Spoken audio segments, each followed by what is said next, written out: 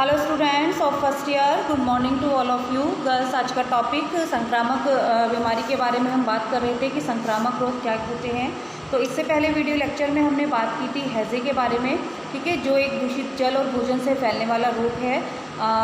संक्रामक बीमारी के अंतर्गत संक्रामक रोगों के बारे में हमने बात की थी कि जो संक्रामक रोग होते हैं विभिन्न प्रकार के जीवाणु, कीटाणु, वायरस और बैक्टीरिया द्वारा हमारे आसपास जो वातावरण होता है, दूषित वातावरण होता है, या फिर दूषित जल है, भोजन है, या फिर दूषित वायु जल के द्वारा जो है विभिन्न प्रकार के बैक्टीरिया से, वायु से, ठीक है, जल के माध्यम से बहुत सारे जो है संक्रामक रोग फैलते हैं। तो उनमें से हमने हैजे के बारे में बात की थी गर्ल्स, जो दूषित जल और भोजन से फैलने वाला रोग होता है। नेक्स्ट जो आपका जल से फैलने वाला रोग है, संक्रामक रोग है, वो है टाइफाइड। टाइफाइड इसे आंत ज्वर भी कहते हैं, और आंत ज्वर में टाइफाइड और पैराटाइफाइड दोनों ही आते हैं। यानी कि जो टाइफाइड होता है वो मुख्य रूप से आंतों पर प्रभाव अपना डालता है, और टाइफाइड की तीव्रता जो होती है वो पैराटाइफाइड से अधिक होती है।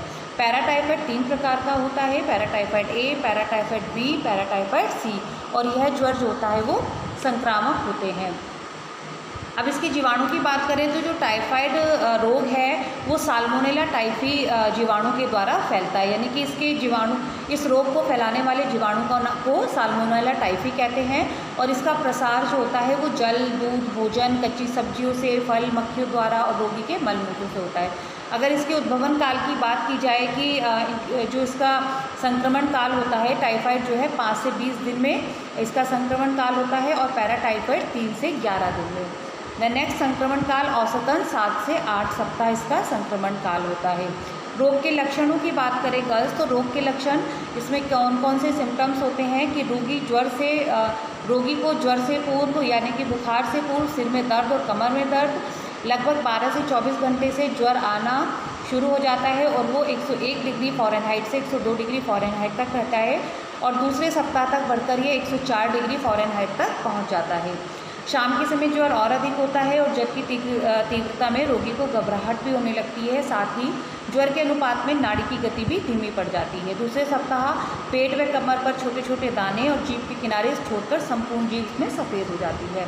इस रोग में जीवाणु जो है आंतों पर आक्रमण करते हैं, जिससे आंतों में घाव हो जाते हैं, और उचित उपचार ना मिलने पर चौथे सप्ताह में ज्वर जो है, अगर ट्रीटमेंट अच्छा मिले, उपचार अच्छा मिले, तो चौथे सप्ताह में ज्वर धीरे धीरे जो है उतरने लगता है, और जब रोगी शारीरिक रूप से लेकिन कमजोरी महसूस करता है। आयु की बात करें तो यह रोग जो है, टाइफाइड रोग जो है 5 से 35 वर्ष के व्यक्तियों में अधिक पाया जाता है। 5 वर्ष से कम उम्र के बच्चों में ये बहुत कम देखने को मिलता है।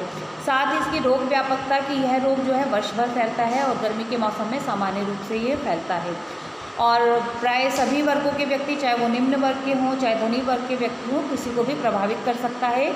मुख्य रूप से डॉक्टरों, नर्सों आदि को भी यह रोग प्रभावित करता है। इसकी मृत्यु संख्या इस रोग से होने वाले यौवनावस्था में सबसे अधिक होती है, और नई नई दवाइयों के आविष्कार से इस रोग के होने से जो बाल मृत्यु में पर्याप्त रूप से कमी देखी गई है। यानी कि इसकी जो नई नई दवाइयों के आविष्कार के द्वारा, उचित उपचार के द्वारा जो है इससे होने वाली जो मृत्यु संख्या है उसमें पर्याप्त रूप से कमी कर ली गई है। प्रतिकारिता की बात करें इसकी, इम्यूनिटी की, तो सभी व्यक्ति जो इस रोग के संसर्ग में पाए जाते हैं उसका शिकार नहीं होते हैं। इस रोग के एक बार हो जाने पर उसमें जो है उस व्यक्ति में ठोस दीर्घकालीन प्रतिकारिता को प्राप्त करता है, यानी कि वो दोबारा से फिर इस रोग का शिकार नहीं होता है। उसके प्रति जो है, टाइफाइड के प्रति वो इम्यूनिटी को प्राप्त कर लेता है, और यद्यपि कुछ लोगों को यह दूसरी बार भी अक्सर हो जाता है। द नेक्स्ट गर्ल्स बात करते हैं दूषित जल से होने वाले, यानी कि जल द्वारा फैलने वाले रोगों में पेचिश, ठीक है, डिसेंट्री। साधारण भाषा में इस रोग को आम या दस्त भी कहते हैं, और यह भी एक संक्रामक रोग होता है। यह रोग भी गंदे जल और मक्खियों से होता है, और इसके जीवाणु रोगी के मल में रहते हैं, और जीवाणु के शरीर में प्रवेश करने से पेट में तीव्रता होती है और पतले दस्त आने लगते हैं। अब देखिए बच्चों, इसका जो संवाहक होता है, इस रोग के जीवाणु का जो संवाहक होता है वो मुख्य रूप से मक्खियाँ होती हैं, ठीक है। मक्खियाँ जो होती हैं वो रोगी के मल पर बैठकर उससे जो है गंदगी लेकर अपने पैरों पर चिपका लेती हैं, और फिर वो जब हमारे खुले हुए भोजन, पानी, कटे हुए फल सब्जियों पर बैठकर उनको दूषित करती हैं, और वही दूषित भोजन जब स्वस्थ व्यक्ति उपयोग करता है, ग्रहण करता है, तो वो रोग के रोगाणु जो होते हैं उसके शरीर में प्रवेश कर जाते हैं। जो पेचिश होती है वो दो प्रकार के जीवाणुओं से फैलती है, बैसिलरी पेचिश और अमेबिक पेचिश। दो तरह की पेचिश होती हैं। बैसिलरी पेचिश जो होती है वो बैसिलरी जीवाणु से फैलती है और यह पेचिश एक महामारी के रूप में फैलती है। इसमें दस्त के साथ जो होता है वो तीव्र ज्वर या हड्डी के जोड़ भी अकड़ जाते हैं। साथ ही यह स्थिति बहुत ही कष्टदायक होती है और रोगी को गर्दन हिलाने में भी इससे कष्ट होता है। अमेबिक पेचिश की बात करें तो इस प्रकार की पेचिश अमीबिका हिस्टोलिका नामक परजीवी से फैलती है और इस प्रकार की पेचिश का रोगी जो होता है वर्षों तक इसका शिकार बना रहता है और इस प्रकार ऐसे व्यक्ति जो हैं अपरोक्ष रूप से इस रोग का प्रमुख वाहक माने जाते हैं।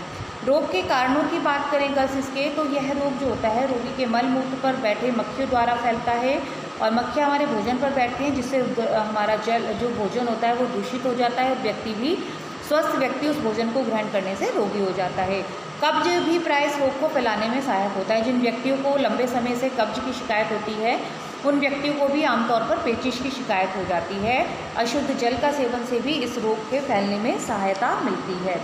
साथ ही रोग का उद्भवन काल की बात करें तो इस रोग का उद्भवन काल 1 से 2 दिन तक का होता है और रोग के लक्षणों की बात करें तो पेचिश रोग के लक्षण निम्न होते हैं, जैसे कि इस रोग के रोगी के पेट में ऐंठन होती है, रोगी को बार बार शौच के लिए जाना पड़ता है, रोगी के मल के साथ है श्लेष्मा, रक्त और आम आने लगती है, रोगी को तीव्र ज्वर हो जाता है, अत्यंत दुबला कमजोरी हो जाती है, साथ ही ज्वर के साथ बेचैनी का अनुभव करता है और हड्डियों में भी दर्द उसके होने लगता है ज्वर के साथ साथ। अगर इसके रोग के उपचार की बात करें कि कौन सा ट्रीटमेंट जो है उसके पेशेंट को मरीज को देना चाहिए, तो पेचिश के रोगी को निम्न उपचार करने चाहिए। पेचिश के साथ तीव्र ज्वर होने पर तुरंत चिकित्सक को दिखाना चाहिए। रोगी को पूर्ण विश्राम भी देना चाहिए। रोगी को तरल तथा शीघ्र पचने वाला भोजन देना चाहिए और रोगी को पानी उबालकर छानकर देना चाहिए। अमेबिक पेचिश में इसबगोल की भूसी को दही के साथ खाने से भी आराम मिलता है। तो इस तरह के अगर उपचार रोगी को दिए जाएँ तो वो जल्दी से ही स्वास्थ्य लाभ कर सकता है। साथ ही रोगी को दही मट्ठा आदि का सेवन करना चाहिए। रोगी के उबले हुए जल में इलेक्ट्रॉल पाउडर घोल कर देने से रोगी को जो है शक्ति मिलती है, उसके अंदर जो है कमजोरी जो होती है वो कम महसूस करता है। ठीक है। साथ ही यदि रोगी में पानी की कमी होने लगे तो उबले हुए पानी में चीनी व नमक मिलाकर उसको पिलाना चाहिए, जिससे डिहाइड्रेशन जो निर्जलीकरण की समस्या होती है वो काफ़ी हद तक दूर हो जाती है। ठीक है, क्योंकि चीनी और नमक के पानी में जो होता है वो पोटेशियम सोडियम के माध्यम से उसके अंदर से जो खनिज लवणों की कमी हो रही है निर्जलीकरण के कारण वो जो है वो कम हो जाती है। साथ ही रोगी के दस्त, वमन और कफ को भूमि में गहरा दबा देना चाहिए। अब रोग से बचने के क्या उपाय होते हैं, जैसे कि पेचिश रोग है, अभी हमने पढ़ा कि कौन कौन से रोगी को स्वास्थ्य लाभ के लिए कौन कौन से उपचार उसको करने चाहिए जिससे उसको तुरंत स्वास्थ्य लाभ हो सके। तो पेचिश से बचने के लिए निम्न उपाय अपनाने चाहिए कि रोगी के मल मूत्र को नष्ट कर देना चाहिए ताकि उस पर जो है मक्खियाँ बैठकर उससे जो गंदगी लेकर वो दूसरे व्यक्ति को संक्रमित ना करें। ठीक है। देन नेक्स्ट आता है मक्खियों को नष्ट कर देना चाहिए, उसको घर को स्वच्छ रखना चाहिए, यानी कि अपने घर की साफ़ सफाई रखनी चाहिए, नालियों की, साथ ही जो है फिनाइल का पोछा अपने घर में साफ़ सफाई का मुख्य रूप से ध्यान रखना चाहिए। कुओं और तालाबों में लाल दवा पोटेशियम परमैंगनेट डलवा देनी चाहिए, क्योंकि जैसे कि ग्रामीण क्षेत्रों में जहाँ पर जो है कुओं और तालाबों का यूज़ किया जाता है पानी के लिए, ताकि वहाँ पर लाल दवा जो होती है पोटेशियम परमैंगनेट जो पानी की सफाई करती है उससे वो डलवा देनी चाहिए। साथ ही रोगी को अलग कमरे में रखना चाहिए। कटे हुए फल, मिठाइयाँ तथा चाट आदि भी नहीं खाने चाहिए। रोगी के बर्तन व वस्त्रों को भी संक्रमित कर देना चाहिए और गांव, नगर, मोहल्ले तथा घर की स्वच्छता पर विशेष ध्यान रखना चाहिए। ठीक है। तो इस तरह के रोग से बचने के उपाय अगर हम अपनाते हैं तो काफ़ी हद तक जो है वो पेचिश जैसी जो एक संक्रामक रोग है उससे हम जो है व्यक्ति को बचा सकते हैं, क्योंकि अधिकतर देखा गया है कि संक्रामक रोग ऐसे होते हैं कि जो एक रोगी व्यक्ति के कफ से, मल मूत्र से, ठीक है, उस पर बैठकर जो रोग के वाहक होता है जैसे मक्खी द्वारा वो अन्य व्यक्ति के भोज्य पदार्थों को संक्रमित करके उनको दूषित करके जब वो व्यक्ति स्वस्थ व्यक्ति उनको ग्रहण करता है तो उसके माध्यम से उसके शरीर में रोग के जीवाणु प्रवेश कर जाते हैं। तो काफ़ी हद तक सबसे पहले तो अपने चारों ओर अपने घर के आसपास का वातावरण साफ़ सुथरा होना चाहिए, ठीक है। पौष्टिक भोजन ग्रहण करना चाहिए ताकि व्यक्ति की इम्यूनिटी स्ट्रॉन्ग रहे, ताकि वो संक्रमित ना हो। अगर रोग के जीवाणु उसके शरीर में प्रवेश भी कर जाते हैं तो अगर इम्यूनिटी स्ट्रॉन्ग होगी तो काफ़ी हद तक वो इन्फेक्टेड संक्रमित होने से बच सकता है। तो बस आज के टॉपिक में हमने कवर किया टाइफाइड और पेचिश के बारे में। नेक्स्ट टॉपिक में जल से फैलने वाला, दूषित जल से फैलने वाले बीमारी, संक्रमित बीमारी, संक्रामक बीमारी, अतिसार के बारे में बात करेंगे। ओके गाइस, मिलते हैं नेक्स्ट टॉपिक में, नेक्स्ट वीडियो में।